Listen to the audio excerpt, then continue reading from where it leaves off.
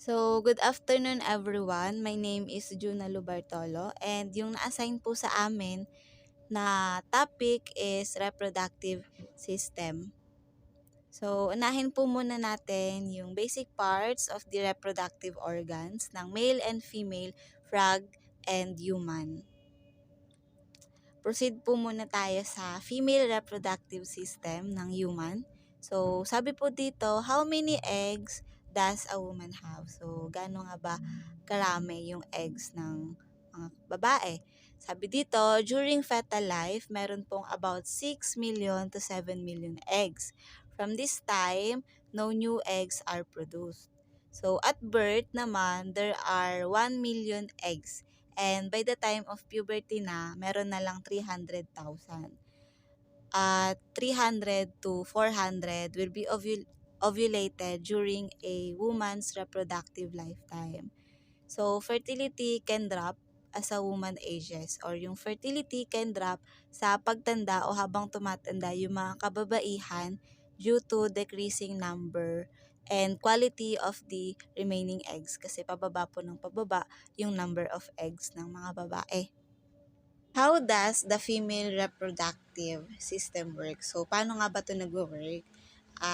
Yung female reproductive system is meron tong several functions. Una, the ovaries produce the egg cells and tinatawag din na ova or oocytes. Then, yung oocytes is transported to the fallopian tube where fertilization by a sperm may occur. The fertilized egg then moves to the uterus where the uterine lining has thickened in response to the normal hormones of the reproductive cycle.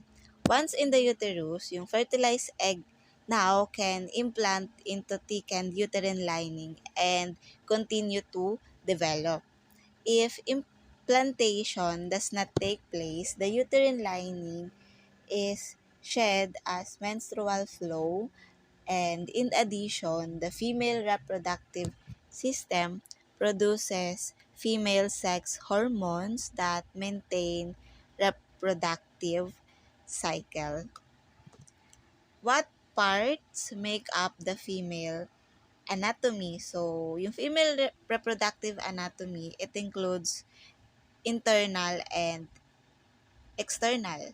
Yung function ng external female reproductive is to enable sperm to enter the body and to protect the internal genital organs from infectious organisms.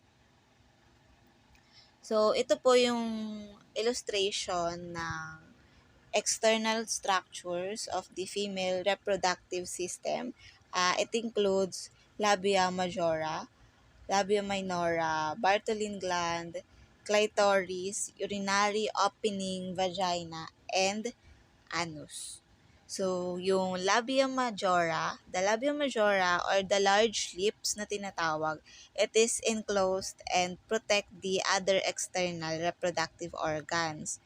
During puberty, hair growth occurs on the skin of labia majora. So, doon natin makikita yung pubic hair, which also contains sweat and oil secreting glands. So, yung next part is yung labia minora. The labia minora naman is the minor or small lips na tinatawag. It can have a variety of sizes and shapes. They lie just inside the labia majora and surround the openings to the vagina. So, the canal that joins the lower part of the uterus to the outside of the body. So, yung urethra or the tube that carries urine from the bladder to the outside of the body, this skin is very delicate and can become easily irritated and swollen kasi nga medyo manipis siya. Then, next is yung Bartholin's gland. So, yung gland na to is located next to the vaginal opening on each side and it produces fluid secretion or mucus fluid. Yung clitoris naman, the two labia minora meet at the clitoris, a small sensitive protrusion that is comparable to the penis in male. So, comparable po yung clitoris sa penis ng mga lalaki, yung ano niya, yung illustration niya or yung structure niya. The clitoris is covered by a fold of skin called the prepuce, which is similar to the foreskin at the end of the penis. So, medyo similar sila. And like the penis, the clitoris is very sensitive to stimulation and become erect. Yung urinary opening naman po, it is the external opening of the transport tube that leads from the bladder to discharge urine outside the body in a female. So, in short, dito lumalabas yung urine ng mga babae. Kaya tinawag din siya na urinary opening. And the vagina, it provides a passageway for blood and mucosal tissue from the uterus during a woman's monthly period. So, kung sa urinary opening, dun lumalabas yung urine, sa vagina naman, dito naman, yung menstrual period natin or yung blood, and it also receives the penis during sexual intercourse, and it holds the sperm until they pass into the uterus. It also provides a passageway for childbirth, so sa panganganak. And the anus, the opening where the gastrointestinal tracts ends and exits the body. So, proceed naman tayo sa internal reproductive organs ng babae. It includes colon, fallopian tube, ovary, uterus, bladder, vagina, anus, and rectum. So, yung vagina, nasabi na natin yung function niya kanina. It provides passageway for blood, receives the penis during sexual intercourse, and provides a passageway for childbirth. And the uterus naman po, the uterus is a hollow pear-shaped organ that is the home to a developing fetus. So, ito yung sinasabi nilang bahay bata. The uterus is divided into two parts. Una is the cervix, which is yung makita natin sa lower part that opens into the vagina, and the main body of the uterus called corpus. So, yung two parts is cervix and the corpus. Yung corpus naman, it can easily expand to hold a developing baby. A canal through the cervix allows sperm to enter and menstrual blood to exit naman. Next is the ovary or the ovaries. The ovaries are small oval shape that are located on either side of the uterus. So, mamaya ipapakita ko yung illustration or yung mas malinaw na illustration ng ovary, ng two ovaries. The egg ovaries produce eggs and hormones. So, nagpa-produce ito ng eggs and hormones. Then, the fallopian tubes naman, these are narrow tube that are attached to the upper part of the uterus and served as pathways for the ova or the egg cells to travel the ovaries to the uterus. And yung fertilization of an egg by sperm normally occurs also in fallopian tubes. The fertilized eggs then moves to the uterus where it implants to the uterine lining. And yung bladder naman, it is a triangle-shaped hollow organ and it is located in the lower abdomen po. It is held in place by ligaments that are attached to other organs and the pelvic bones. Then, lastly, yung rectum, a straight 8-inch chamber that connects the colon to the anus. The rectum's job, so yung trabaho ng rectum is to receive stool from the colon. Let you know that there is stool to be evacuated. So, kaya minsan nakakaramdam tayo ng parang pagsakit ng tiyan or parang nararamdaman natin na kailangan nating maglabas ng sama ng loob. So, yung rectum po yung responsible for that and to hold the stool until the evacuation happens. So, si rectum din yung responsible kung ba't nagagawa natin minsan na magpigil. So, ayun. Ito yung another illustration ng female reproductive system. So, nandiyan si ovary, si cervix, si vagina, and si uterus, si fallopian tube. So, yun yung basic reproductive organ ng female human. So, proceed naman tayo sa palaka or female reproductive system ng frog. So, ang trivia dito, almost all frogs fertilize the eggs outside of the female's body. Hindi ko alam kung trivia pa siya kasi alam naman nating lahat yan. So, yung frog po, it fertilized the egg outside of the female's body. So, yun. Nakikita natin, di ba, mga maliliit, anong tawag doon? Butete. So, di ko alam kung may iba pang tawag doon, pero during my childhood, yun yung tawag butete. So, frog female reproductive system. Overview lang. The female reproductive organs includes a pair of ovaries. Mamaya papakita ko po yung figure. The ovaries are situated near kidneys and there is no functional connection with kidneys. So, malapit lang siya sa kidney but there is no functional connection. A pair of oviduct arising from the ovaries opens into the cloaca separately.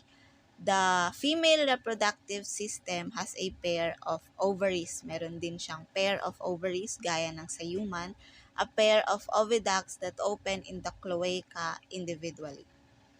So, yung egg formation naman, eggs are produced from the germinal epithelium. Frogs' larvae are aquatic, gill-breathing. Metamorphosis takes place in tadpoles when the frog becomes long-breathing and terrestrial. They become grown up after passing through the following stages. Una is yung multiplication phase, which is genital epithelium divides into several cells na tinatawag na oogonia by mitotic division. Then, another phase is the growth phase. After absorbing nutrients, these cells become big, which are called major oocytes. Here, the chromosome number became 22 or the chromosome number is 22. So, ito po yung illustration ng female reproductive organs ng palaka. So, it includes oviduct, ovary, ova, ureter, cloaca, cloacal aperture, urinary bladder. Not sure kung cloaca or cloaca, cloacal aperture. Ovary, paired, yellowish black colored formation covered by a membrane of peritoneum known as mesovarium. This is full of eggs. So, dito sa loob ng ovary, makikita yung mga eggs, no, throughout reproduction term. Ovaries are little structures consisting 3 layers, which are the outer theca, external, and middle germinal epithelium, and inner theca internal, which consists blood cells, muscle cells, nerve cells, and germinal epithelium. Then, yung oviduct, it is an extended curved duct with the substantial wall that is not associated with kidneys. It is divided into 3 parts. So, yung oviduct, yung para siyang funnel na makikita nyo dyan.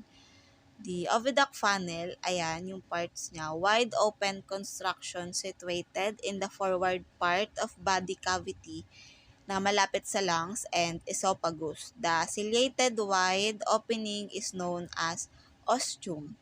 Then yung middle region naman, yung cold part within body wall in some area and thick in the remaining area. It consists some glands which secrete the Harven's ova. So, ayan. Uterus naman, it is the middle part near the cloaca, which is wide, thin-walled formulation and forms uterus. Then, yung cloaca, also known as the vent. Ito, yung makikita nyo sa lower part, serves as the exit cavity for the excretory, urinary, and reproductive system. So, si cloaca yung responsible for urinary and reproductive system. Then, yung cloacal opening naman, opening of cloaca, through which undigested food, urine, eggs, and yung responsible para makadaan yung sperm. So, proceed naman po tayo sa male reproductive system ng human. Some men go through male menopause. So, yung mga lalaki, meron din silang sariling version ng menopause. And it is also called andropause or yung pagkababa ng androgen or androgen deficiency of the aging male sa na cause ng pagtanda ng mga lalaki and the late onset male hypogonadism. What is the male reproductive system? The male reproductive system includes a group of organs that make up a man's reproductive and urinary system. So, these organs do the following jobs within your body or sa body ng mga kalalakihan. Una is they produce, maintain, and transport sperm, the male reproductive cells, and semen or the protective fluid around sperm. Pangalawa, they discharge sperm into the female reproductive tract. Then, lastly, they produce and secrete male sex hormones. And for addition, the male reproductive system is made up of external and internal parts. So, yung internal is yung inside the body or yung nasa mga laman loob ng kalalakihan, and the external part is the visible parts of their body. Together, these organs help you urinate. So, yung reproductive organs nakakatulong para makapaglabas ng waste materials mula sa katawan ng mga kalalakihan, have sexual intercourse and make children. Ayun, gaya ng purpose din ng reproductive system ng babae. Then, ito po yung illustration ng external male reproductive system. So, it includes penis, urethral opening, and scrotum. Yung basic parts na lang po yung sinama ko kasi masyadong mahaba pagka inisa-isa pa natin. So, the penis is the male organ for sexual intercourse and it has 3 parts. Meron siyang 3 parts. Una, yung root. This is the part of the penis that attaches to the wall of the male's abdomen. Then, the body or shaft, shaped like a tube or cylinder. The body of the penis is made up of 3 internal chambers. And sa loob ng chambers na yon, there's a special sponge-like erectile tissue that contains thousands of large spaces that fill with blood when you're sexually aroused. And as the penis fills with blood, it becomes rigid and erect, which allows for penetration during sex. And lastly, the skin of the penis is loose and elastic. So, loose and elastic yung skin ng penis ng mga lalaki, and it allows for changes in penis size during an erection. So the third part is the glands. This is the cone shape end of the penis. The glands, which is also called the head of the penis. So it is also called the head of the penis, and it is covered with a loose layer of skin called foreskin.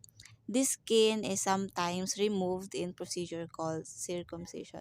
So, ito yung part na tinatanggal or yung part ng skin na tinatanggal during circumcision or yung pagtutuli. Then, next part is the scrotum. The scrotum is the loose pouch-like sack of skin that hangs behind the penis. So, yung scrotum, ayan, yung parang sorry for the word, kulubot part ng skin sa private part ng kalalakihan. So, it holds the testicles or also called testes as well as many nerves and blood vessels. The scrotum protects your testes. So, yung scrotum, it protects the testes of the male as well as providing a sort of climate control system. So, kung mainit or malamig, ito yung nagpoprotekta since yung scrotum is may pagka makapal na na klase ng balat. So, for normal sperm development, the testes must be at a temperature slightly cooler than the body temperature. Special muscles in the wall of the scrotum allow it to contract or tighten and relax, moving the testicles closer to the body for warmth and protection or farther away from the body to hold the temperature. So, ayun. Next part po is the testicles or tinatawag natin na testes. The testes are the oval organs about the size of very large olives that lie in the scrotum. Mamaya, ipapakita natin yung testes. Secured at either end by a structure called the spermatic cord. Most men have two testes. The testes are responsible for making testosterone, the primary male sex hormone, and for producing sperm. So, yun yung function ng testes. And within the testes are coiled masses of tubes called seminiferous tubules. tubules. And within the testes are coiled masses of tubes called seminiferous tubules. These tubules are responsible for producing the sperm cells through a process called spermatogenesis. And mamaya explain natin kung ano yung spermatogenesis. Next is yung epididymis. The epididymis is a long coiled tube that rests on the backside of each testicles, and it carries and stores sperm cells that are created in the testes. It is also the job of the epididymis to bring the sperm to maturity. So, siya po yung responsible doon. The sperm that emerge from the testes are immature and incapable of fertilization. During sexual arousal po, during sexual arousal po, contractions force the sperm into the vas deferens. Ayun, proceed na tayo sa internal male reproductive system ng human. It includes vas deferens, bladder, colon, and yung penis sa external, urethra, epididymis, testicle, prostate, seminal, vesicle. Yung vas deferens po, it is a long muscular tube that travels from the epididymis into the pelvic cavity to just behind the bladder. So, yung vas deferens po, it transports mature sperm to the urethra in preparation for ejaculation. So, yun po yung function ng vas deferens. And next is yung ejaculatory ducts. These ducts are formed by the fusion of the vas deferens and the seminal vesicles. The ejaculatory ducts empty into the urethra. Then the urethra is the tube that carries urine from the bladder to outside of your body. In males, it has the additional function of spelling, which is ayun nga po yung ejaculating semen. When you reach orgasm, when the penis is erect during sex po, the flow of urine is blocked from the urethra, allowing only semen to be ejaculated at the, only semen to be ejaculated at orgasm. So, nabablock po yung urine and only semen lang po yung na-ejaculate or lumalabas. So, yun po, responsible po si urethra doon.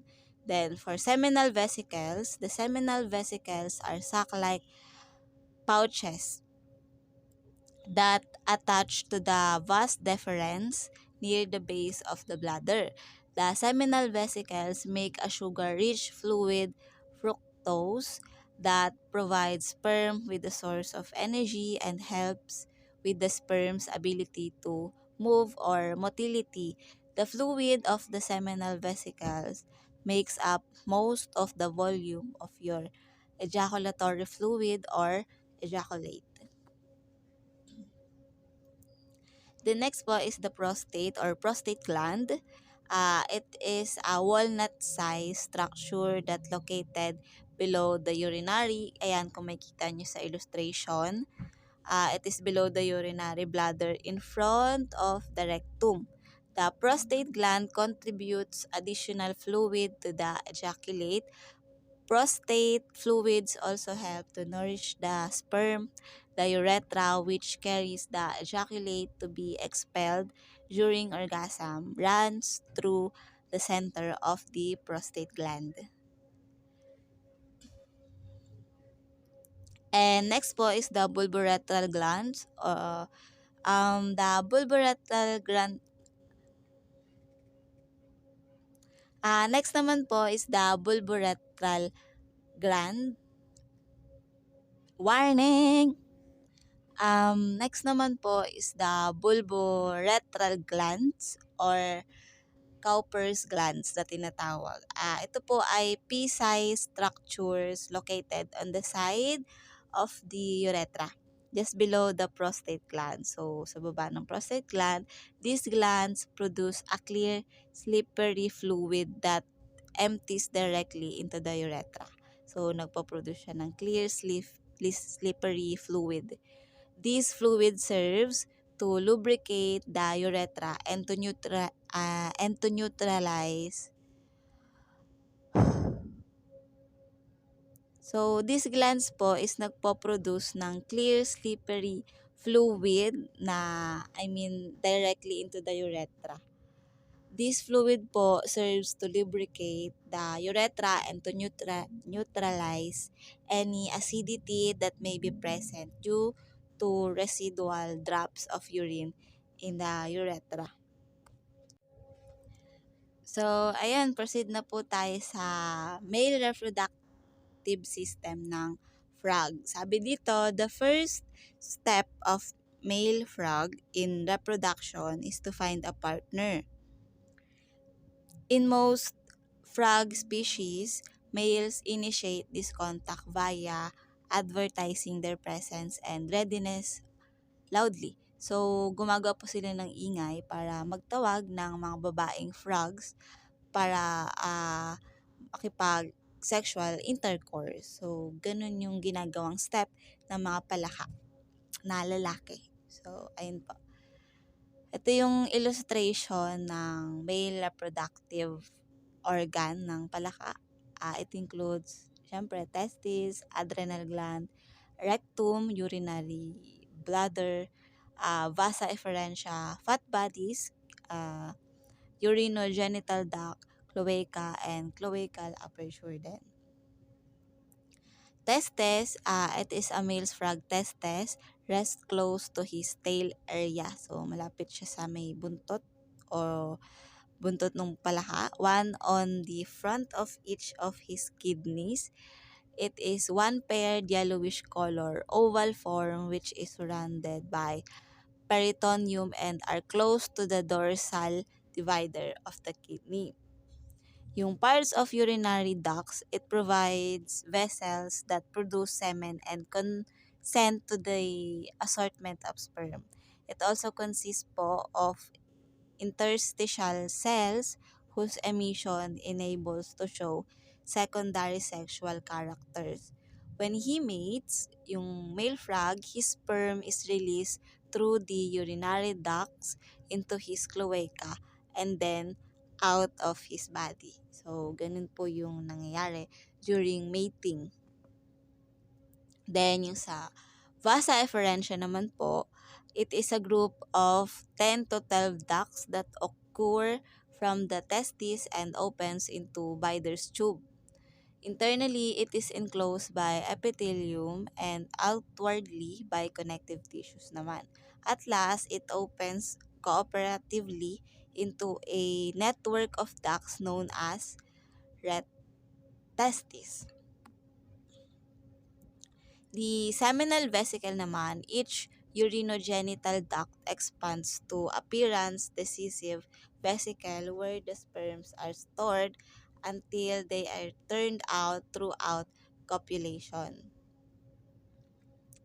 Then, for comparison ng human reproductive and frog reproductive system, human undergo internal fertilization while yung frogs po, it undergoes external fertilization gaya ng nabanggit natin kanina, no? And yung human, there is no breeding season in human. But there is lunar cyclical period in females or yung every month ovulation takes place. Generally, only one ovum is released per menstrual cycles. While yung frogs, it has a particular season for breeding, whereas yun nga po, humans do not have such. Ayan, so the next topic will be the embryogenesis, the fate of the different layer. Okay, so ano nga ba yung embryogenesis or embryo? It is the early developmental stage of an animal while it is in the egg or within the uterus of the mother. In humans, the term is applied to the unborn child until the 7th week following conception. From the 8th week to the unborn child is called a fetus. The germ layer is a group of cells in embryo. Those layers interact with each other as an embryo develops and will eventually give rise to all the organisms, organs, and tissues. Almost all animals initially from 2 or 3 germ layers. The germ layers develop early in embryonic life through the process of gastrulation. During gastrulation, a hollow cluster of a cell is called bastula, reorganizes into 2 primary germ layers, which is yung inner layer na tinatawag nating endoderm and yung outer layer na tinatawag nating ectoderm.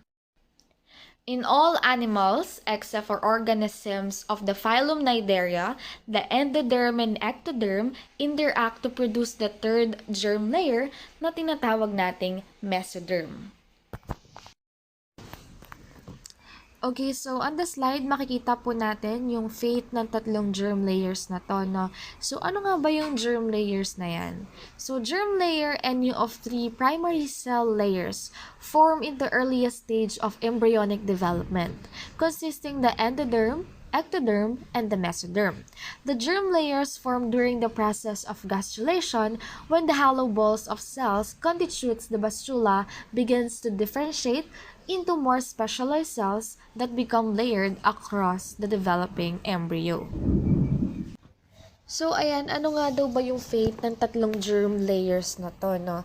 So, yung una is yung endoderm. Ito yung inner layer or internal layer and it forms from the hypoblast layer.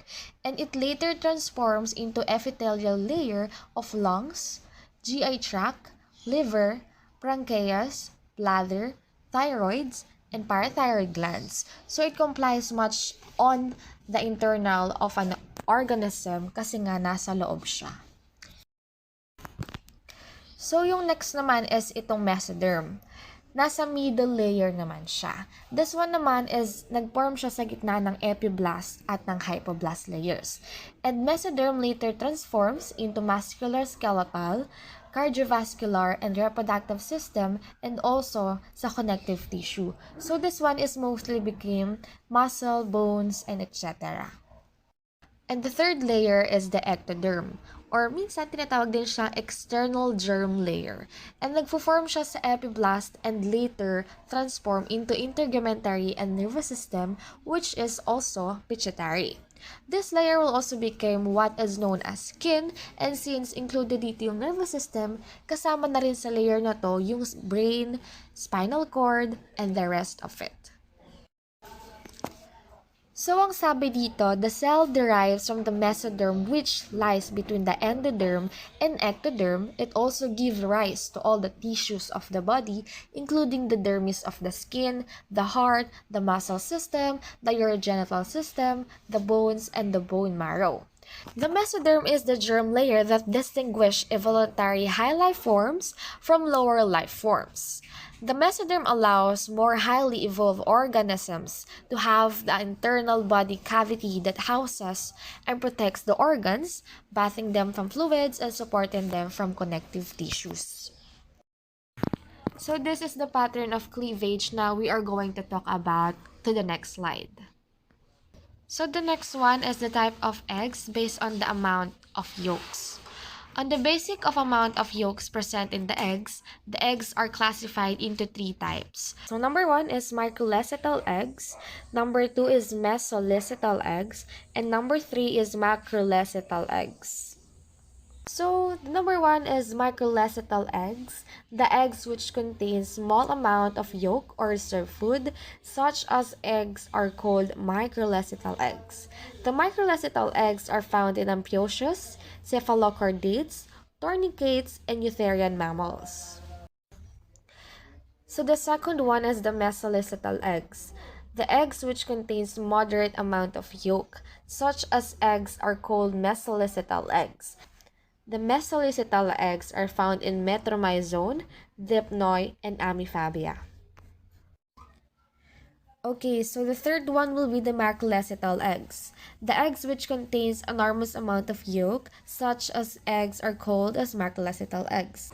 The macrolecytal eggs are found in cartilaginous and bony fishes, reptiles, birds, pothetherian mammals, and insects. So the next one will be the types of eggs based on the distribution of yolk. One of the basic of distribution of yolk, the eggs are classified into three types, and these are: number one is homolecytal or isolecytal eggs, number two is telolecytal eggs, number three is centrolecytal eggs. So, the homolecytal or isolecytal eggs, the eggs which contain small amount of yolk and distributed uniformly in the egg cytoplasm. Such eggs are called homolecytal or isolecytal eggs. So, the microlecytal eggs are homolecytal or isolecytal eggs. So, the second one will be the telolecytal eggs, the eggs in which the yolk is not distributed evenly. It is presented at one side of the egg, may be it animal or vegetal pole. Such eggs are called as telolecytal eggs. The mesolecytal and macrolecytal eggs are telolecytal eggs. Okay, and the last one is centrolecytal eggs, the eggs in which the yolk is present in the center of the egg cytoplasm. Such eggs are known as centrolecytal eggs. The eggs of insects are centrolecytal eggs. Good afternoon everyone, my name is Abigail Apo, and dito na tayo sa next, which is the types of animal according to fertilization and development. So we have three types. It is the oviparous, viviparous, and ovoviviparous. So first one, the oviparous. So these are the animals that lay eggs, and in oviparous animals, fertilization takes place internally or sa loob ng isang animal body. But embryo development takes place externally or sa labas. So, examples of oviparous animals. All birds lay eggs with a typical hard calcium shell or yung kulay puti ng itlog. Frogs are also egg-laying amphibians which have soft gelatinous eggs requiring constant hydration. Almost all fishes are oviparous, except for some species of snakes. All other reptiles are oviparous too. In animals, there is echidna and platypus are also egg-laying. So, ayan po yung itsura ng echidna. Meron siyang mga spikes. Ito naman po yung platypus. Ayan yung flat yung parang mouth or nose niya. Next, or the second one is viviparous. Viviparous, which is the animal that gives birth to develop live young. So the embryos are raised with special organs in the parents as they develop. This supplies nutrients to the growing embryos. So yung embryos, diba, na-discuss na siya kanina? This condition is known as matotrophy, when the embryo receives nutrients directly from the mother and not from the yolk. And examples nito is dogs, cats, horses, and monkeys. So, di ba yung dogs, di ba, dun sila sa mother nila kumukuha ng milk. Tapos, paglabas nila is, buhay na sila and hindi na sila undergo ng hatches or hindi siya galing sa hard shell. Na yung kagaya sa itlog ng chicken. Pero, gaya ng human, which is also, human is viviparous, may placenta na nagsiserve as protection and give nutrients to the animals too. And the last one and the third one, the ovoviviparous, producing their young develop in and hatch from eggs. So like oviparous animals, but they give birth like viviparous animals. Okay, and example nito is flies, rays, vipers, or snakes. So, next is yung pinagkaiba pala ng oviparous, viviparous, and ovoviparous is ito. Oviparous animals lay eggs covered with hard shells to produce young ones. So, ayun yung tatandaan natin sa oviparous. Meron siyang hard shell and internally yung fertilization niya.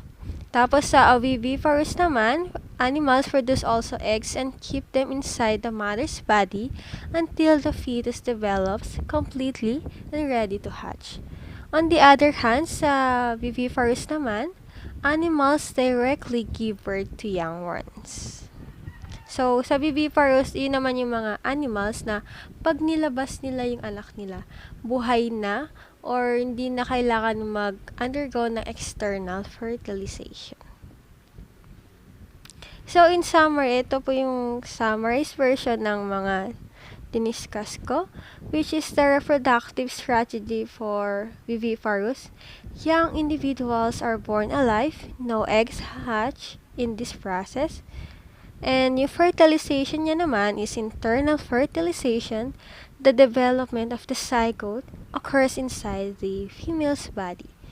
Embryo nourishment niya naman is the egg receive all its nutrients from the mother o yung tinatawagan natin matotrophic. And examples nito is human beings and mostly mammals. Next naman is yung oviparous. Yung reproductive strategy naman for oviparous is such animals produce eggs with attain maturity after being expelled from the body. And yung fertilization process niya, nag-undergo internally or externally. The development of the zygote happens outside the female's body. And the embryo nourishment naman niya is the embryo receives all its nutrients from the egg yolk and it's called lysintrophic. And examples nito is birds, reptiles, and amphibians. Sa ovoviviparous naman, or again, ovoviviparous, yung reproductive strategy niya is the eggs are generally hatched inside the mother's body. And yung fertilization process niya undergoes internally also, like the viviparous, until fully matured newborns are not given birth. And yung embryo nourishment niya naman, the embryo receives all its nutrients from the yolk content of the egg sacs. And examples nito is rays, snakes, and other aquatic species. Okay, let's move on to the next topic, which is the sexual and asexual reproduction. So, yung sexual reproduction is the combination of reproductive cells from two individuals to form genetically unique offsprings. The nature of the individuals that produce the two kinds of gametes can vary, having, for example, separate sexes or both sexes in each individual. So, an animal having male sex cells called sperms, and its body is called male, and an animal having female sex cells called ova or eggs, and its body is called female. So, basically, yung may sperms, tinatawag siyang male or lalaki. Pagka may eggs naman or ova, tinatawag siyang female or babae. Tapos yung gametes is, ito yung the cells involved in sexual reproduction, or we can say that sexual reproductive cells. So, ayun nga, there are two types of it, which is the female and male gametes. Ayun yung sperm cell and egg cell. Tapos, yung the ovum or egg contains water and stored food. Next is fertilization, the fusion of male gamete with female gamete to form a zygote. So, yung na-form ng sperm cell and egg cell is natawag na zygote. And the fusion with an ovum or egg to form zygote is called fertilization. So, yung na-form is called zygote and yung process is called fertilization. So, the zygote is also known as fertilized egg or fertilized ovum. This zygote grows and develops to form a new baby. The stage of development between zygote or fertilized egg and the newly formed baby is called embryo. So, may two types tayo ng fertilization, gaya ng sinabi ko kanina, which is the external and internal. So, sa external, when fertilization takes place outside the animal's body, or yung sa labas, nangyayari yung fertilization process. Most of the aquatic animals show external fertilization such as fish and frog. A large number of eggs needs to be fertilized in this method because of the fertilized eggs get washed away by water or eaten by predators. So a large number of eggs ensures the survival of some of the offsprings. Next is the internal fertilization. When fertilization takes place inside the animal's body. Yung gaya nga ng sa dogs or cats and also humans. Unlike external fertilization, there is no need to produce a large number of eggs in internal fertilization. Next is, paano nga ba nangyayari yung sexual reproduction sa animals or sa mga hayop? Yung first is, sperm or male gametes are produced by male parent. And sperm contains long tail. Ito yung flagellum for movement. Parang yung gumalaw siya na maayos. And eggs or female gametes are produced by the female parent naman, which is a bigger cell than the sperm. And it also has a lot of cytoplasm. And the third process is the sperm enters in the ovum or egg and fuses to form a new cell. Ito nga yung zygote. And yung process again, it is called fertilization.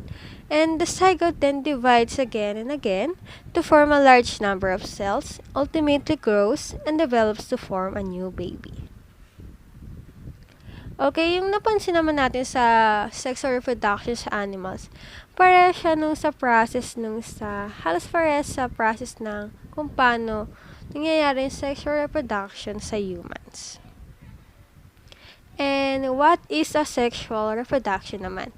It is the production of new individuals from a single parent. This type of reproduction is generally observed in single-celled organisms. Here, no fusion of gametes is involved, and a single parent divides into two or more daughter cells. So, ano nga ba yung mga important features na dapat natin tandaan sa asexual reproduction? So, it is no formation of gametes or fertilization takes place. Only one parent is involved. The process occurs in very less time. The offspring produce are exact copies of the parent. There is no variation.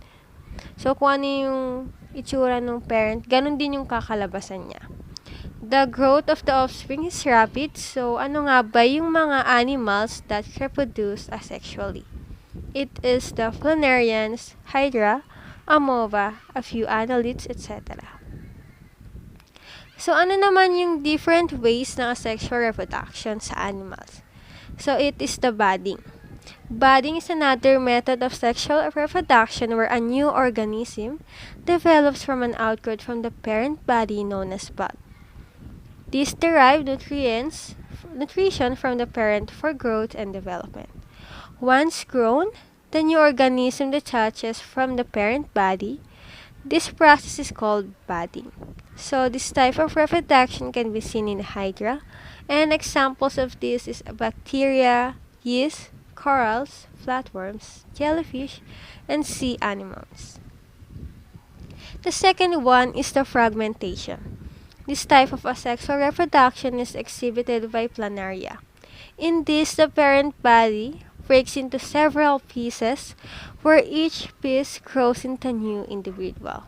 The detachment of the body part is intentional. So these are the worms, fungi, plants, and lichens. The third one is the fission. In this type of reproduction, parent cell divides into two equal parts, each containing a nucleus. These are called daughter cells. The daughter cells are genetically and physically similar to the parent cell. So this type of asexual reproduction can be seen in organisms such as the amoeba, bacteria, and eulena, etc. The last one is the regeneration. In this, if a part of the body of an organism is detached or matanggal or masira, the detached part grows into a completely new individual, like the starfish and the salamander. So, the summary again na dapat nating tandaan between asexual and sexual reproduction. Sa sexual, one parent. Sa sexual, two parents. So, cell divides by fission, budding, or fragmentation for asexual, and cell divides by meiosis for sexual. Very little chance of genetic variation for asexual, and genetic variation of offspring for sexual. No formation of gametes for asexual, and formation of gametes for sexual. Found in lower organisms are bacteria for asexual, and found in higher or complex organisms like mammals for sexual.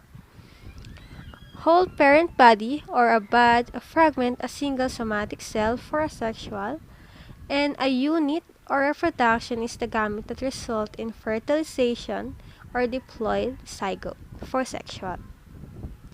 And the last one generally creates a minimum of two offsprings, while in sexual creates a minimum of one offspring. So an animal can produce more like 5, 4, or 3 offsprings.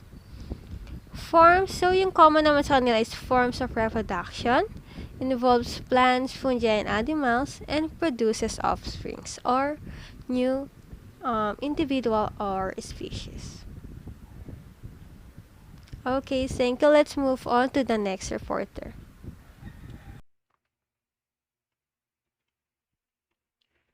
Okay, so let's talk about naman menstrual cycle. So what is menstrual cycle? Para kanino to? Bakit sa babae lang? And what are the parts responsible for the menstruation? Um, First one is what is the menstrual cycle? So the menstrual cycle is the monthly series of changes a woman's body goes through in preparations for the possibilities of pregnancy. So each month, one of the ovaries releases an egg, a process called ovulation. At the same time, hormonal changes prefer the uterus for pregnancy. If ovulation takes place and the egg isn't fertilized, the lining of the uterus sheds through the vagina. This is a menstrual period. So yun nga daw, each month, uh, your bodies prepare for pregnancy. Kaya yung lining ng uterus nyo is getting thickened. Nagiging thick for preparations. Para ma-nurture yung fertilized egg. So basically, if the egg naman is not fertilized, yung body nyo is no longer needs the thicker lining of the uterus. So hindi na nila kailangan yun. Ang nangyayari, it starts to break down and eventually expelled along with some blood. And because of that, kaya kayo nagkakaroon ng period. Next, what are the parts? Ano nga ba yung parts responsible for menstruation? And why do only girls have it? The activity of the female reproductive system is controlled by hormones released both by the brain and by the ovaries. The combination of all these hormones gives women their menstrual cycle. Bakit nga ba babae lang? Diba parang unfair. Di namin nararanasan yung bigati na nararanasan nyo every month or ng mga boyfriends nyo. And it's because our body and girls' body are different. Kapag babae, they have, of course, female reproductive organs, which includes uterus, ovaries, fallopian tubes, cervix, and vagina. And because of that system, kaya nagkakaroon ng menstruation. Kami naman, we have um, male reproductive system, which is penis, scrotum, and iba pa. The next one is, ito, yung phases naman of menstrual cycle. Basahin natin. The day count of menstrual cycle begins on the first day of menstruation when blood starts to come out of vagina. In these sections, the length of menstrual cycle has been assumed to be 28 days, which is average nga daw among women. The entire duration of a menstrual cycle can be divided into four main phases. Ito natin. And the first one is the menstrual phases. Follicular phase, ovulation phase, luteal phase. And the number one is, ang unang-una, from day 1 to 5 is the menstrual phase. The menstrual phase begins on the first day of menstruation and lasts till the fifth day of the menstrual cycle. The following events occur during this phase. Gaya ng the uterus sheds its inner lining of soap, tissue, and blood vessel, which exits the body from the vagina in the form of menstrual fluid. So as you can see, dito nagsisimula yung pag-sheds ng inner lining nyo sa uterus, kaya nagkakaroon ng period. And blood loss naman of 10 ml to 80 ml is considered normal. Siyempre, nagkakaroon din kayo ng cramps. Diba? Abdominal cramps. These cramps are caused by the contractions of the uterine and the abdominal muscle to expel the menstrual fluid. So, kailangan. So, normal lang talaga na nagkakaroon kayo ng cramps in order na malabas yung dugo, na ma-expel yung blood. Kaya nga sa ito picture, yan. Ayan, kita niya. Ayan. So, the number 2 is the follicular phase, day 1 to 13. So, this phase also begins on the first day of menstruation, but it lasts till the 13th day of the menstrual cycle. The following events occur during this phase. The pituitary gland secretes a hormone that stimulates the egg cells in the ovaries to grow. So one of these egg cells begins to mature in a sac-like structure called uh, follicle, it takes 13 days for the egg cells to reach maturity. Follicile ata. Hindi ko alam yung pronunciation. Follicile na lang. Yan. Correct me if I'm wrong na lang. So, while the egg cell matures, the follicle, sige follicle na lang, um, secretes a hormone that stimulates the uterus to develop a lining of blood vessel and soft tissues called endometrium. Sorry, ang ingay ng aso. So on this phase, the hypothalamus is nagsisend siya ng message sa pituitary gland to release follicle stimulating hormones or the F, F, F, FSH. Yan. So FSH yun.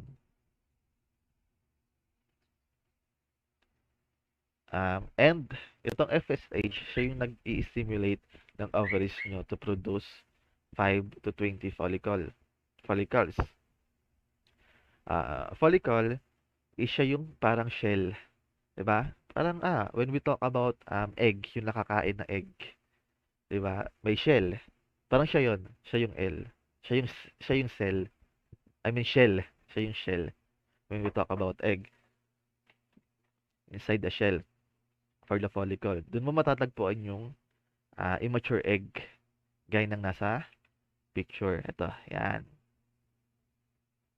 But eventually, one of these follicles become dominant. And ang nangyayari sa ibang follicle is nagwi-wither away sila and nire-absorb ng body nyo, ng body ng female yung nawi-wither away na follicle. So when the egg is ripe naman, this ripened egg increases your productions of estrogen. So pag hinog na yung itlog, yung egg, nag-i-increase to, yung ripened egg, nag-i-increases yung productions of estrogen. So mas maraming estrogen, mas thick, and nag-grow yung lining ng uterus nyo, uterine. And because of that, rich yung nutrients na pwede nyong maibigay or maibibigay nyo dun sa baby nyo if you are pregnant. Yung sa embryo. And the third one is ovulatory phase. So, ito yung day 14. So, as a woman, there's mid-cycle, she enters the ovulatory phase due to the influence of estrogens. Cervical fluids increases and becoming more fertile. Thin, stretchy, and white. A sudden increase of the LH hormone acts on the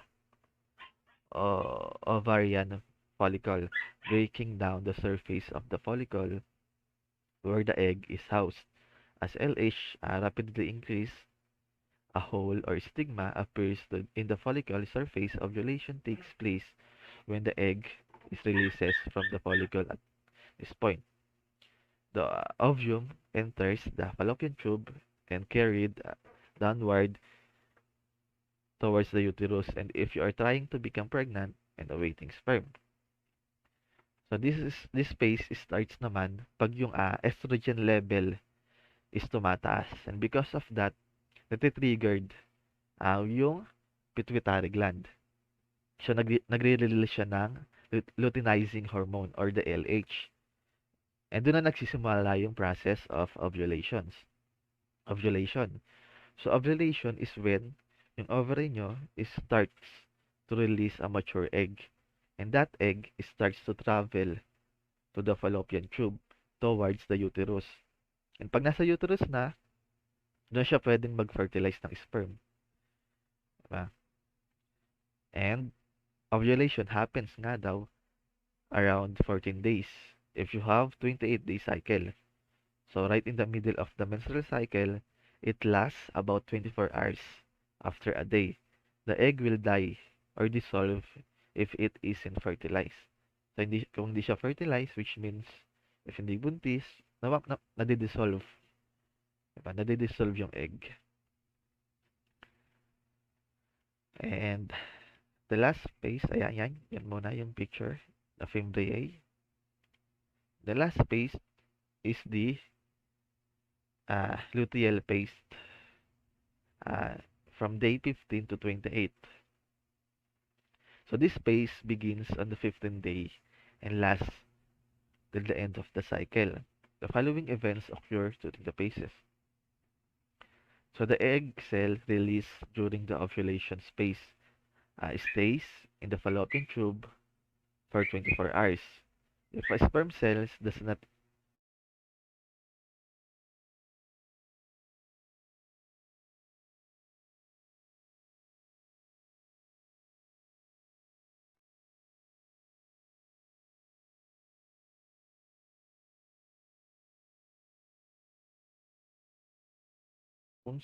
that causes the uterus to retain its endometrium get in short, if hindi naman nagkatagbo yung sperm cell sa yung egg cell, pag di sila nag-meet up within that day or within that time, kung walang dilig na naganap, alam niyo naman na yung meaning nun, the egg cell will decay. So after that, yung menstrual cycle nyo is natapos, is balik ulit siya sa umpisa. Diba? Kumbaga, day 1 ulit. After this day 28, 15 to 28, 1 to 28, yung day na yon is babalik ulit siya sa umpisa. Next month na ulit. Diba? So, good luck po sa inyo. Okay, so let's talk about naman menstrual abnormalities. So, amenorrhea. So, amenorrhea is a condition in which a woman's period have stopped completely. The absence of a period for 90 days or more is considered abnormal. So, unless a woman is pregnant. And so, in this condition nga daw is, yung period is nag-i-stop siya completely. So, pag yung period nyo is absent siya ng 90 days or more, ayun na yung considered na abnormal. So, unless naman nga daw, a woman is pregnant, breastfeeding, or going through menopause, which generally occurs for women between ages 45 and 55. Young women who haven't started menstruating by the age of 15 or 16 within 3 years after their breasts begin to develop are also considered to have amenorrhea. And nga, so in this case, yung period is nag-i-stop siya na completely. Kasi di ba pag menopause, nag-i-stop din siya. Pero amenorrhea and menopause is two different kinds sila, magkaiba sila. So the menopause is a natural process of aging. Yun nga, common for ages 40 pataas, which in this stage, yung ovaries is hindi na nagpo-produce ng reproductive hormone. Pero in case naman of amenorrhea, is nagkakaroon ng absence of period in the reproductive age, which is 15 pataas. So, number 2 is oligomenorrhea. Oligomenorrhea refers to periods that occur infrequently. Ito naman yung taong madalas lang nagkaka-period. Kumbaga, bihira lang, minsanan lang, infrequently. And the third one, the last one, is dysmenorrhea. Refers to painful periods and severe menstrual cramps. Some discomfort during the cycle is normal for most women. Yan, abnormal uterine bleeding may apply to a variety of menstrual irregularities, including a heavier menstrual flow. So, mas mas heavy, mas mas ma, mas madami yung pagtagas ng period in this abnormality. And yun nga, mas matagal sa 7 days, and bleeding or spotting between periods after sex, or after menopause. So, ayun nga, abnormal na paglabas ng dugo in terms of these things, saka yung sobrang pananakit ng puso. And the last topic of our group is cloning. Yan. So, ano nga ba yung cloning? So, yung nalagay ko rin sa cloning is, ano siya, sa PPT is hindi siya kompleto kasi ang haba na ng slides namin. Ang dami na 101 slides. So, nakakaya naman. Baka matagalan din. Pero sasabihin ko, ayan. Hindi lang nakalagay sa PPT. So, cloning. Ano nga ba yung cloning? Yan. So, cloning is the process of generating a genetically identical copy of a cell or an organism. Cloning happens often in nature. For example, when a cell replicates itself asexually without any genetics alterations or recombinations.